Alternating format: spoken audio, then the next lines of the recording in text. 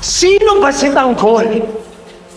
Ang sabi niya, tubong Maynila daw siya, pero magnanakaw naman pala.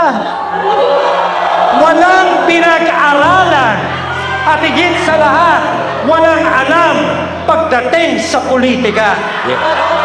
Itanong nyo sa sarili nyo, ano ang gagawin ni Tanggol sa loob ng munisipyo? Wala, di ba? Hindi ba boto natin siya? Kriminal ba ang iboboto natin?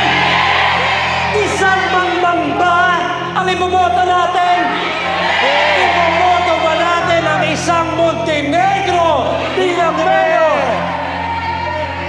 Sino ang iboboto natin? Sino ang iboboto natin lahat?